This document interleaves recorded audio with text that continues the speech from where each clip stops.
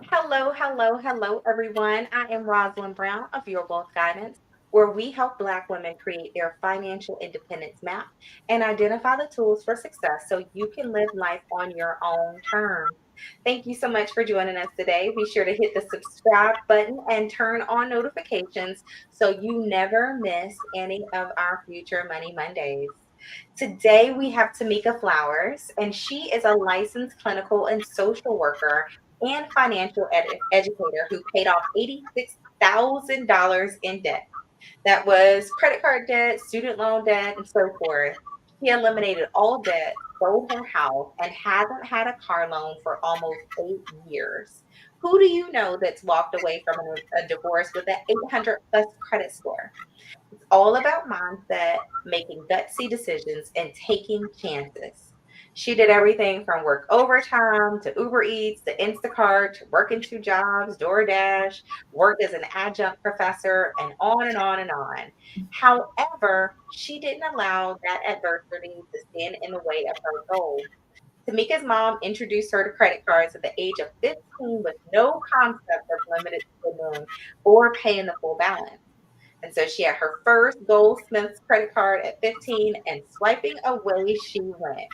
This card addiction went well into her 30s, and Tamika eventually paid them all off once just to max them all out again. I'm sure somebody's like, yeah, I do that. And so at one time she had 8 maxed out cards. So I'm quite sure a few people are like, yep, been there. I've done some of that too. So, Tamika, tell us, like, when you think about just how did you get to a healthy money mindset? One, what does that mean to you, and how did you get there? Well, just hearing all the things that you just read off that I've done, oh man, it's tiresome. And, it's really about your mindset. Because, like you said at first, I paid off the credit cards, but then I went right back and recharged them up and did it again. So, I never really had any family member or my parents to teach me about money. Like I said, a family member introduced me to credit cards. So, once you got that credit card and you're just swiping and you're young, you're thinking about, hey, this is free money. How no concept of paying it back or if I have to pay it back. I was buying my friends' outfits. We were going out to eat, just no concept of money. But I do remember my mom always telling me, you're a very good saver. So I was always able to save money, but just the concept of credit scores and credit cards and just having the a foundation of multiple streams of income, none of that was really at play for me. But I remember when I was younger, I started watching things on television. For some reason, I stopped and started watching Susie Orman, and I will watch her shows. Can you afford it? And for some reason, that caught on to me. Then from Susie Orman, I began to watch Dave Ramsey. And from that, I went on to choose fire. I know a lot of people follow that now, financial independence and retire early. But as I began to watch all of those people, I was like, well, where are people who look like me? So I wanted to see more people who looked like me, after I got into that Choose Fire community. And I started hosting Choose Fire meetings in my community in Memphis, Tennessee. So I was able to rent out the community center there. Their only payment was they wanted us to bring a case of water. So, that was easy. So, monthly we would have these Choose Fire meetings, and we had people from all races and diversity coming in for these meetings. and we taught each other so many different things. I mean, there were Asian Americans there were African Americans, there were white Americans, and just all of us there with a common purpose and just sharing, how to pay off a mortgage, how to get the PMI insurance off your home if you were still under that, doing various side hustles, talking about investing and saving and adding our children as authorized users on credit cards, and that's if you have good credit, you want to do that. So just, be having that mind, that inquisitive mind about, hey, I want to talk about money. I want to learn more about money. I think that's a really good point. And one of the things you brought up is community. And so, we have our community of women that we share a lot of those ins and outs. But what are some of the other resources that women can leverage to enhance their financial well being, to enhance their overall knowledge? I know you tapped into a few different communities, you tapped into things like different ways to make more money. What are some other things that women can leverage? One thing that I think we don't maximize is our benefits at work. We get on certain jobs and we don't know that, some programs and employers, they have certain stipends or programs where they will assist with childcare. Also, if you're working somewhere and you have a retirement account and there's a match, if your employer is doing a 5% match, you should at least do 5%, if nothing else, because if not, you're leaving money on the table. And some people may say, hey, I can't do that, but just have it automated. If you eventually, if when you start that job and you have it automated, you won't miss it. You won't miss it because you've never saw it. Some employers have where you're able to go and get a degree, or you're able to go get some type of certificate. Some, and that's the tuition reimbursement, or some programs at your job, if you're needing to use your sick leave, your annual leave, if there is a health savings program at work, I would say definitely get scheduled with human resources on your employer and see what benefits that they offer. Is it short-term disability? Is there a gym at your job? Because if you have a gym on your job, you don't have to pay for a membership outside of your job.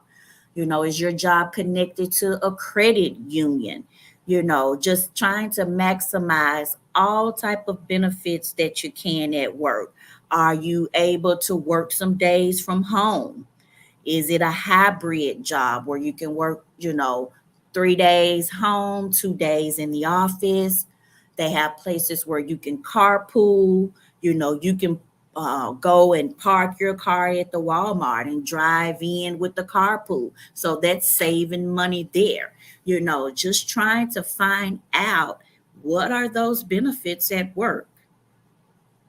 And that's a really good point because you point out some of those benefits, but also even, as you were reading through your bio, there were a number of things that you did just to increase your overall income. Now, were there some things that were probably better than others? I know we've, all heard about like the DoorDash driver or so and so that doesn't get a tip and all those kind of things. Are there some that probably are better than others, or some that you were like, okay, I'm gonna do this for 6 months and then I'm gonna move on, or those kind of things? Well, I did, I've done Lyft before. I've done Uber Eats. I've done DoorDash. I've been an adjunct professor. And, the adjunct professor, I really love that. I love working with college students. I did that 5 years at the University of Memphis. I also taught here in Arizona at Grand Canyon University. So I've always really enjoyed the, thought of just working with students. So that was my passion. Being an adjunct professor doesn't pay a whole lot, but it opens the doors for other things. It actually has me in the role that I am in now. So I enjoyed that. And, a lot of time I have worked in the past with mothers, and they talk about, well, how am I going to do a side hustle?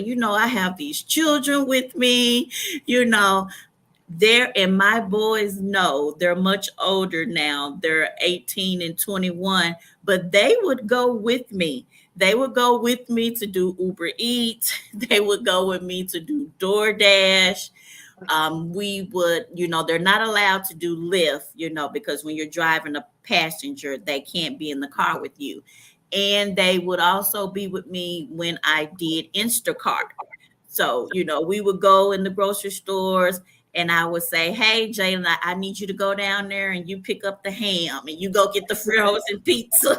And I'll send Cameron, okay, well, you get the case of water and you get the other things. And we would be a team in there shopping or doing the Instacart.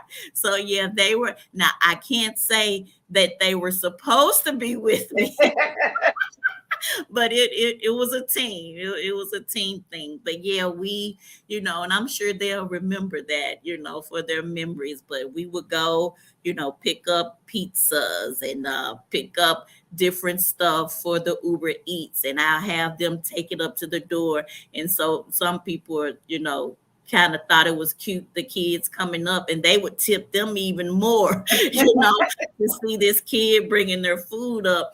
And I would let them keep the tip, sometimes. So yeah, I've taken the kids with me on this side hustling thing. And I think that's a really good point. And I know you mentioned previously you work with a lot of moms, and there's a lot of things. If you're juggling it all, you're working, you're raising some kids, you're trying to figure out, okay, how can I cut expenses and increase my income? How do women, especially some of the women that you've worked with, kind of talk through, okay, what's going to be the best option for me? And how do I work out this plan so that I can kind of be everywhere and try and do a little bit of everything without letting those pieces fall. So you mentioned, taking the kids along for like an Instacart pickup or something like that. But how have you worked with some of those other moms to say, what can we do? I'm drowning in debt. I need more income. How do you go through and evaluate what's the best first step for them? Well, being a former mental health therapist and working in the mental health space for over 12 years, I always start with looking at people's strengths. What are you good at? I think a lot of times we tend to look at, where we're drowning, where we're doing bad at. We are our worst critics sometimes. So I like to horn in on your strengths. You know, um, can you bake cakes? Do you have transportation? Do you have, those cell phones that we have can bring us in a lot of money. There are a lot of money making apps out there, a lot of resources that we can tap in, looking at our schedules to see, okay, that additional time that you are doing these things, are you able to delegate someone else to do some things? Some women have even had to hire help, some help around the house, with cleaning, with the children. And people kind of think, oh, well, do I have the money to do that? But what we do is we are trading our time for money already. So if you can free up some time to get some other things done, that's very helpful. But what I like to look at, like you asked about, as far as working with women, just to seeing where they are and meeting them where they are, tapping into their strengths to see where we can plug some things, to see where they have some free time, to see what they're good at, to see what they're already doing on their regular jobs. Because people don't realize some stuff that, you know, you are getting paid for at your job, that's probably a smaller amount. You can do that also outside of work. I had a client, you know, her major was accounting. And on her job, you know, that she did those different things. And so I talked with her. I said, why don't you, you know, do one-to-ones with people and make budgets? You know, help people sit down, look at their money, you know, make a budget, even though I know sometimes that's a scary word for people, budget. We don't want to hear about budgets. But yeah, just tapping in people's strengths and, you know, just seeing where we can go from there and connecting them to various resources in the community. And that's a really good point because, people say, okay, well, maybe I can start doing this. But your story, where you talk about you paid off $86,000 in debt, if that sounds great and people are like, oh, yeah, but I couldn't do that. Did you run into any obstacles, any kind of roadblocks along the way? And how did you stay motivated or encouraged along that journey? I always, people talk about they start to save a little bit of money and then they need new tires, or they start to save a little money and the AC goes out, whatever that might be. And you're like, I'm taking, one step forward and two steps back. Did you have that feeling along your journey? Oh, absolutely. Absolutely. And it wasn't an overnight thing because you don't get into debt overnight. So you're definitely not going to get into debt overnight. And again, that comes with the mindset.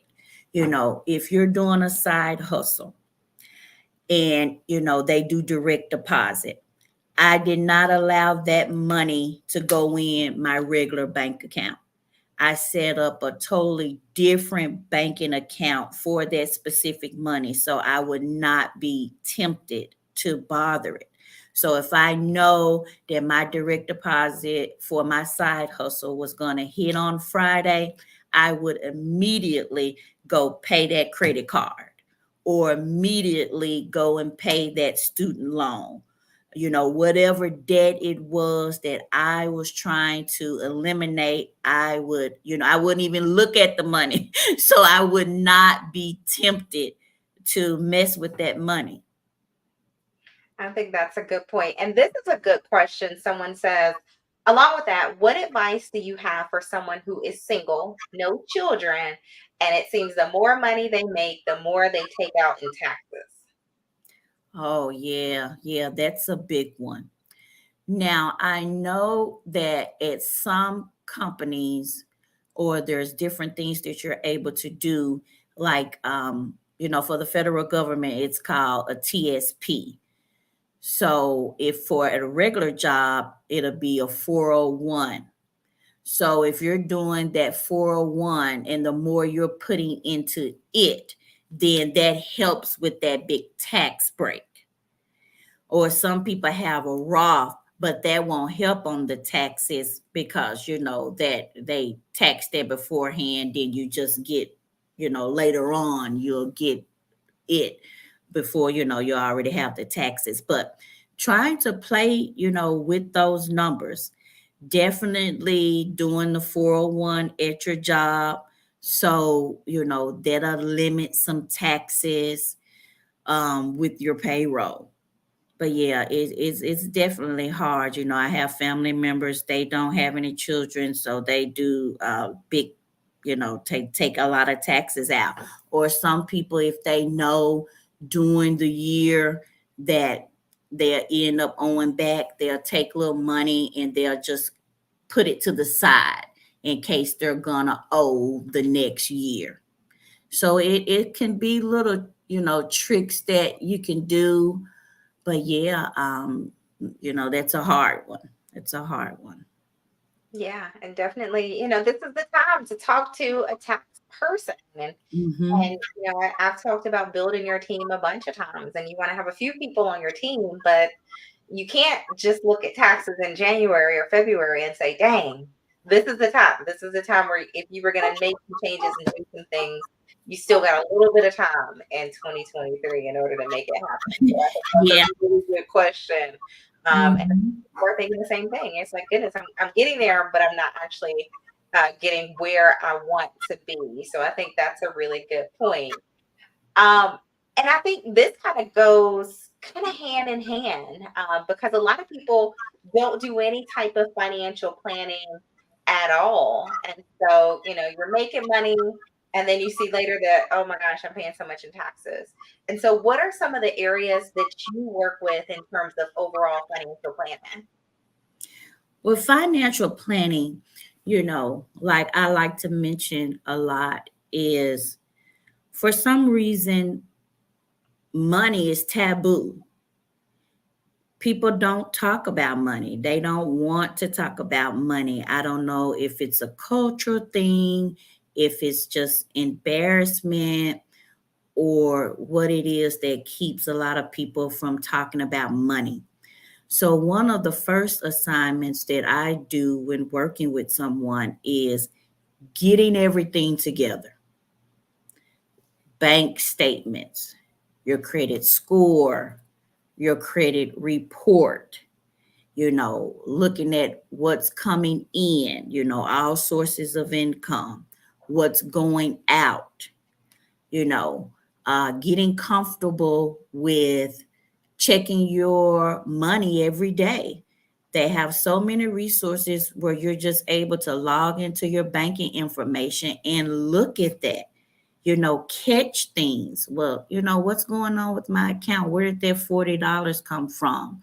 It may was a banking error, or you may have some type of fraud going on with your account. But looking at your money to see what's there. Some people are afraid to open up their mail. You have to open up your mail. You have to contact the creditors. If you need to come up with a plan where you're just paying them 10 or $20, but you can't do the avoidance.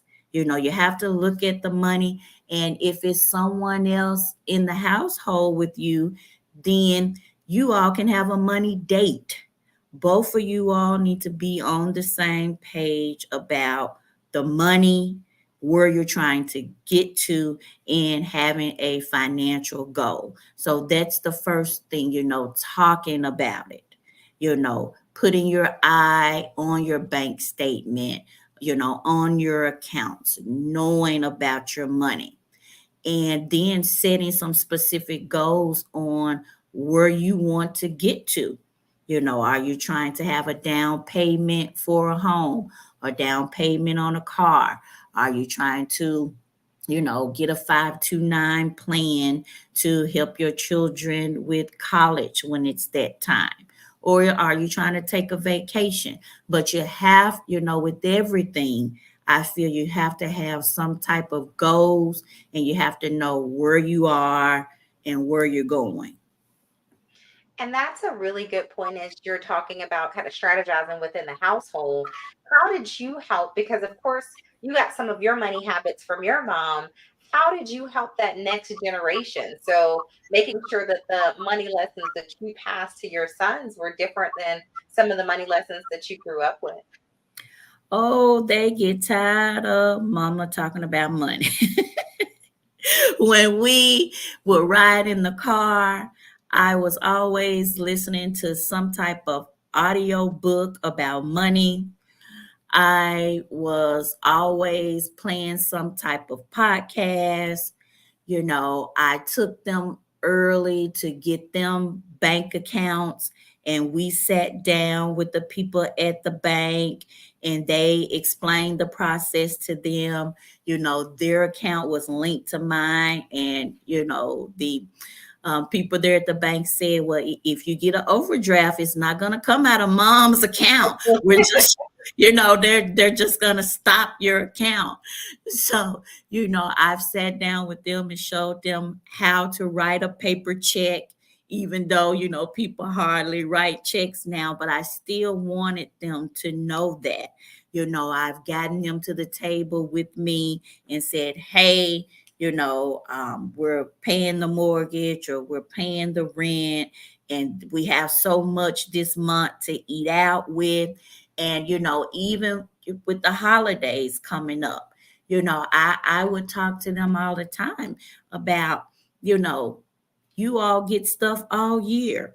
We travel, we do things together. I buy you things all the time. And just because it's a holiday, that it's not just about, oh, getting all of these gifts, or um, mom is going to spend so much money on this. No, it's about, family and just being together. It's not just about buying, buying, buying.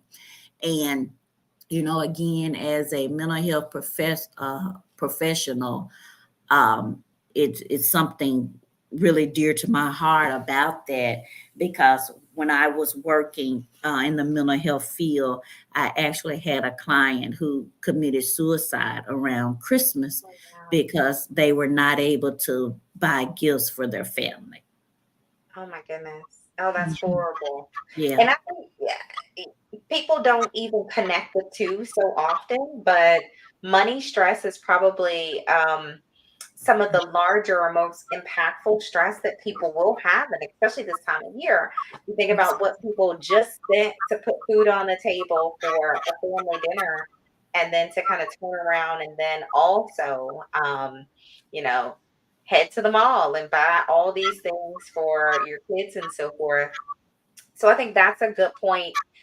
How do you address the mental health as you're talking through the financial health piece? Well, I love to educate people just overall about mental health. And, 72% of adults report feeling stressed about money, whether it's worrying about paying rent or feeling boggled down about debt. And, again, talking about it, letting them know that they are not alone, because 72% of people, so a lot of people are not sleeping at night because they are up, worried, and concerned about bills. We're still in the midst of the pandemic. So educating people again about their mental health, you know, uh, because financial stability is self care. Yeah, I mean, I think that's huge. And sometimes it's like creating your team.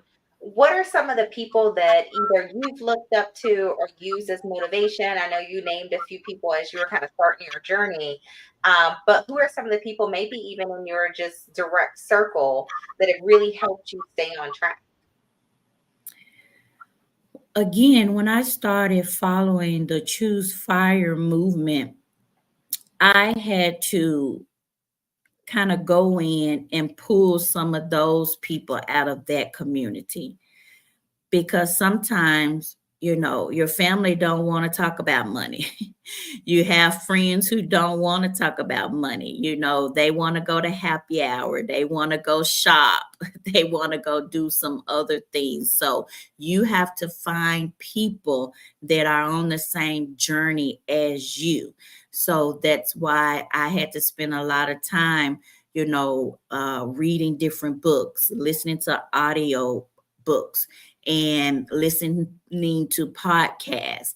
I started following the Exodus Summit, Stephanie Perry and Rashida, those young ladies, and just getting into that community and getting around other like minded people who want to talk about money, who want to share resources, getting accountability partners, talking to my therapist. Every good therapist has a therapist, getting a life coach, and, motivating myself also. Like I said, checking my money every day, seeing where I am with my goals. And, if I slip up, then okay, I slip up. I can start back up tomorrow. I can start back up over the weekend, not beating myself up about it, but educating myself, going, joining groups like yours and reading through those articles and reading through people's posts, just staying informed and staying educated. Now, this is a good question about what's some bad money advice that either you've gotten or maybe even that you followed for a while? Mm. Well, like, when I started out, my mom introducing me to a store credit card. They say that's one of the worst credit cards that you can get is a store brand credit card. If you're going to have a credit card, you don't want, store credit cards because the interest rates on those are extremely high. Or when people tell you, well, why pay off that? We're gonna die with debt anyway. So why do you want to pay off that? Or later on, I would like to relocate and live overseas. And people might say, hey, you going overseas, why are you going to pay off that debt? Leave that here in America. You're not going to need those things. They don't use social security cards, over in El Salvador or Portugal or things like that. But what we don't realize, and I actually had a student to do a presentation on this, was an elderly woman. She still owed student loans, and they ended up garnishing her social security check. And just imagine, you're elderly, you only have about $700 coming in, and that's all you have to live off of. And you're 70, 80, and you can't work, and you're having to pay rent from that and, pay for groceries. When I worked with the senior population that was 62 and older, they only qualified for $16 in food stamps. Oh my And goodness. so, yeah. So you're 70 and 80, and then on top of that, you're getting your $700 check garnished for student loans. So, Those yeah, dollars student loans. Oh my gosh. And at yeah, 70, not many people are still using the benefits of their student loan payments. So I hope that we're able to at least help some people get away from that. yeah, Now, if people are just starting out, so if they're, this is their first career or maybe even entering into their second career, I always love to hear people say, I did this and I'm doing a pivot. I'm gonna do something totally different. What are some of the foundational things that they need to be thinking about as they're getting this journey started? And so they're going to say, all right, I haven't made any bad decisions just yet. So maybe they have a little bit of student loan debt or something small, but they haven't amassed the $80,000 in debt like you had, or they haven't maxed out some cards just yet. How do they make sure they stay on that road and then make the most of the fact that they don't have to dig themselves out of such a large hole? yeah. They are definitely at a great advantage. I know a lot of time when we start out and we're younger and we're in these entry level positions, we are not thinking about retirement. We think, we got the time. Oh, I got this extra money now. I don't need to save. First thing you want to do, again, if your company has any type of retirement plan, 401, a Roth IRA, and definitely if they are matching, you want to do that match. If nothing else, if you just do that 3%, 5%, at least do that match. At least do the match. And if you leave the job, don't do like I did and you get that retirement money and you're like, I'm in between jobs. Oh, I'm going to get this $3,000 that I saved in my retirement and spend it. No, you want to roll that over to your new employer. You want, you want to definitely do that. So again, maximizing the benefits on this new job, finding out everything that you can get on the new job, whether it's getting a mentor, whether it's tuition reimbursement, again, whether they have gyms or child care assistant, whatever you can do to maximize that out. And then a lot of times what people do is they inflate their lifestyle. If they were used to just getting, $20,000 a year, and hey, here comes this job, you finally graduated, and now you're making 50,000 or $60,000. Oh, I'm gonna go get this brand new car. I'm gonna move to a better place. I'm gonna upgrade my wardrobe. No, no. Still live like you're making that $20,000. Don't inflate your lifestyle. And I know that's hard to do when you start to Yeah. see some more money. Not before 10 says she's glad she rolled her student loan debt into her mortgage when she refinanced years ago. So, depending on where your student loan rates are and where your mortgage rates are, with mortgage rates where they are today, that may or may not make sense. But it's definitely one of those things when you start thinking about what are some things you can do in order to get things under control. I think that's just a really good point. And then, Tamika, in terms of some of the clients that you've worked with, tell us some of the successes that they've been able to celebrate while working with you. Well, I had one client, she was so excited, and she called me, and I think she had left a message because it was the weekend, but she was able to pay off her student loan debt. And it was just amazing. That just took so much stress off of her. We had sat down, we came up, we looked at all of her finances to see where she was, where she could cut.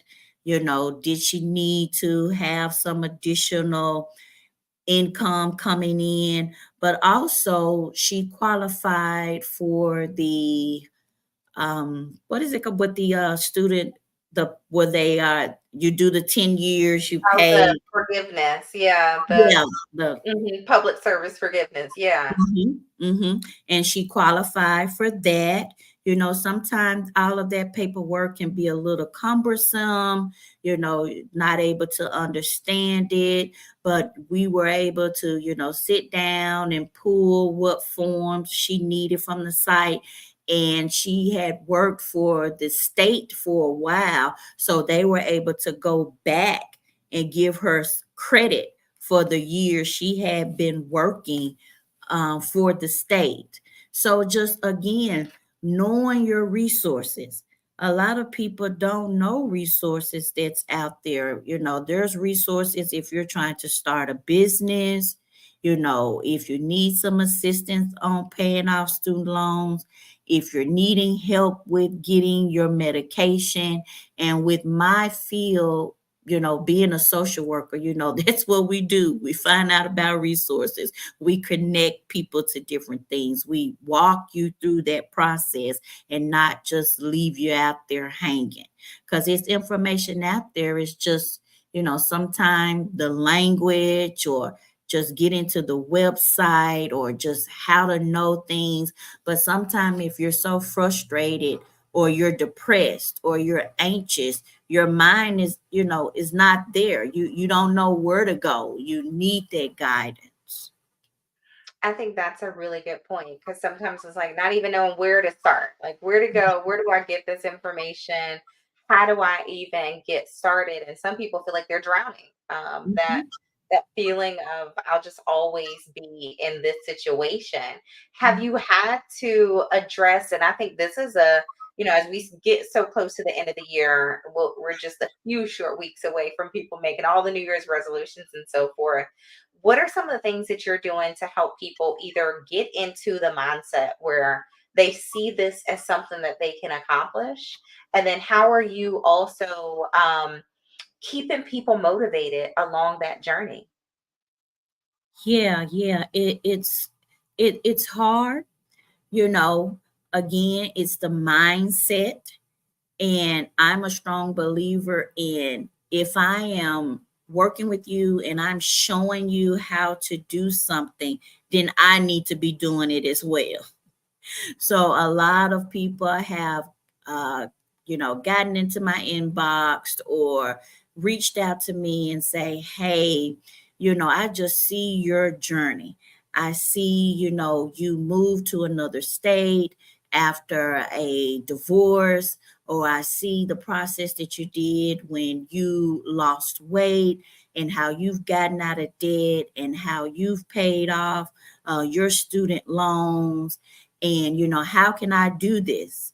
And so I try to show people by my actions, and that I've done it. I've been a single mom. I'm a single mom now. My boys are older, but I've been a single mom. I went through a divorce, a painful divorce. I moved across the country. I solo travel. I do different things. So I've been in a lot of people's shoes, and I just be honest with them and tell them, hey, it's not gonna, again, it's not going to happen overnight. you know it's a, it's about a mindset.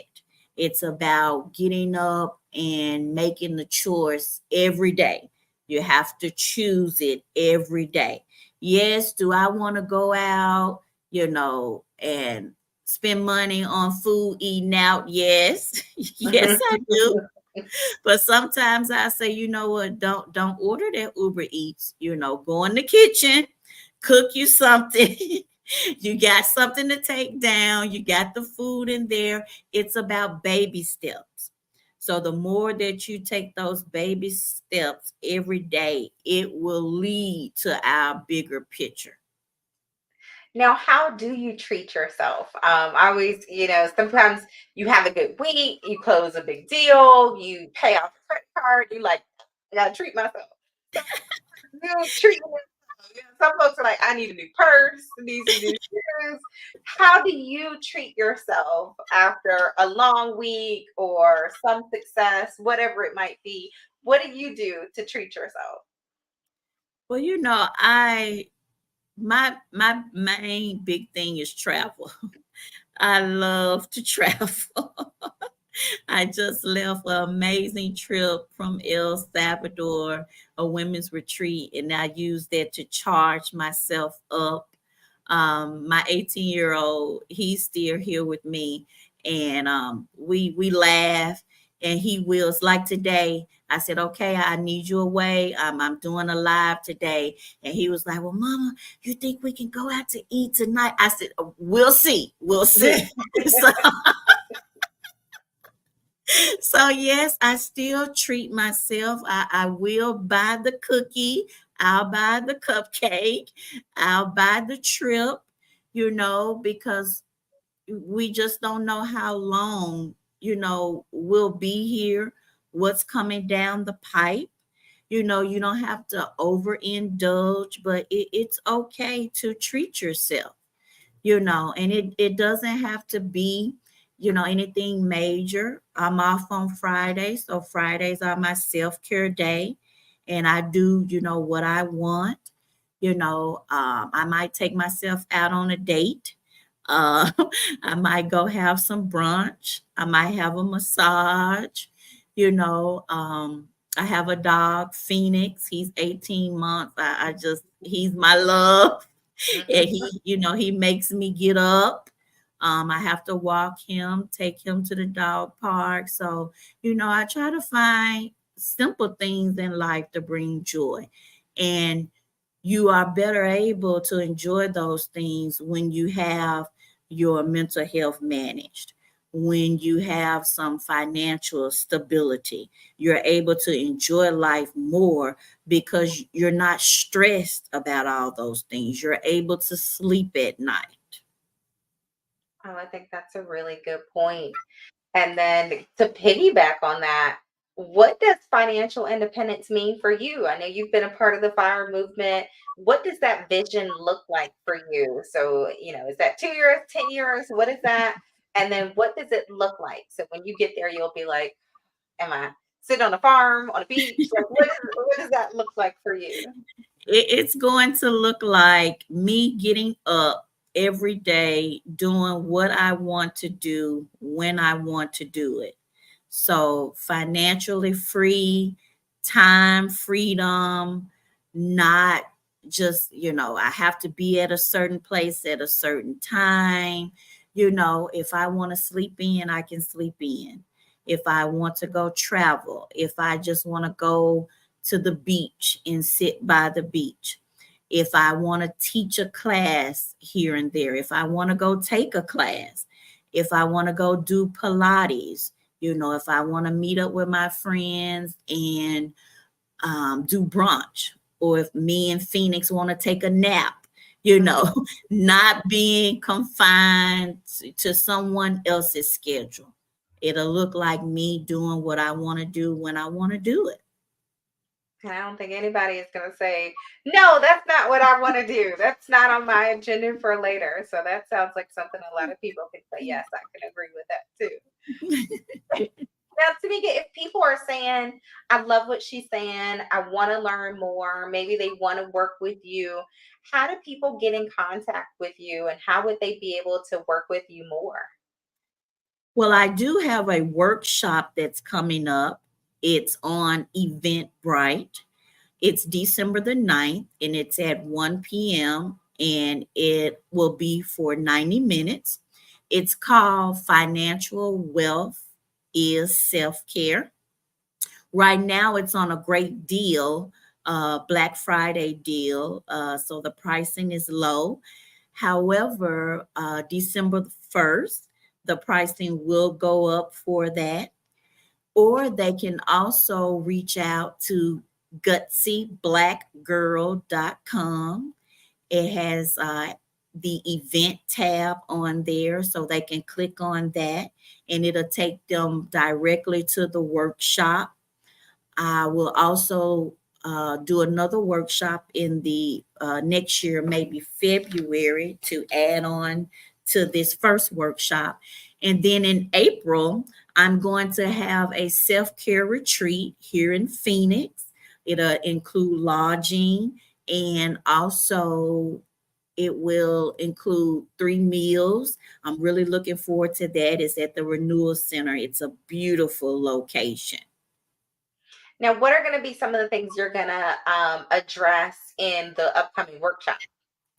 In the upcoming workshop, I'm going to talk about mindset. I'm going to talk about resources that people can tap into to get them out of debt. I'm going to also talk about self care. Again, like we just talked about, financial stability is self care. I'm going to talk more about side hustling and give people information on how to get connected to side hustling so they can have that residual income, some income that you can have coming in while you're asleep, you know. So just uh, trying to get you financially stable and also to get your self care and to get that into your life. Now, are there things that people should compile either prior to reaching out to you or prior to the event that you have coming up in a couple weeks? Are there things, should they be pulling their bank statement? Should they be pulling their overall budget? Are there things that they should do to prepare for that? Yeah, definitely. You want to always look at those things, utilize those resources, the free annual report. People are able to go and pull your credit report. Is free by law. You are, entitled to get that. Pulling those bank statements, tracking money, that all your money that's coming in, also money that's going out, any financial things that you need to put your eyes on will definitely help you in our one-to-one sessions. Oh, I think that's perfect. And they can reach out to you on Gutsy Black Girl to do those one-on-one sessions as well. Correct, correct. I think Mhm, that's perfect. So before mhm. we close, definitely if you have any other questions, drop those in the chat. Are there any closing thoughts, advice, information that you want to share with the ladies on their journey? I want to tell everyone, don't give up. Don't give up. We are in, a tight, rough time, especially with, inflation and the pandemic. And sometimes people think, how am I going to dig myself out of this? Or I don't know where to turn, or I'm embarrassed, I don't have the resources, or I can't do this. So I want to tell people, don't give up, get the help that you need. Even if you're feeling like, you can't afford it, or I'm embarrassed to talk about my money, or how will this person be able to help me? Tap into your resources, meet with someone, get all that, your paperwork and stuff in front of you, and don't allow money to be taboo. Don't be afraid to ask people about money. We've always been oh, well, my salary is a secret, or we don't want to talk about how much our mortgage is, or I'm not going to tell anybody what's going on with me. Somebody's going to think something's wrong with me. No, if the old way of doing things has not been working, try something new. Well, I think that's a really good point. I mean, don't give up is probably the best message overall. And I love it. I mean, one, if you have any other topics that you want to hear, because we're building out the calendar as we start for 2024, please share that with me. But I mean, thank you so much, Tamika, for joining us tonight. Great insights in terms of how, regardless. So if you're a single mom, if you're going through divorce, if you're in debt, there is a way, and you can turn your life around and really get to the point where you can live life on your own terms. So I want to thank you all for joining us tonight. Thank you, Tamika, for joining us tonight. And until next time, have a great Monday. Well, I want to say too before we go, thank you. Thank you for allowing me to come on your platform, to share your guests with me. I'm really passionate about this. I'm passionate about Black women, having wealth, leaving wealth for their children, having great mental health, and us taking care of ourselves because we take care of so many other people. Mm-hmm. Oh, yeah. And we got Yeah. to take care of ourselves. So definitely take care of yourself. That's another gem to end the night on. So thank you again and have a wonderful All right. Thank you. Good night.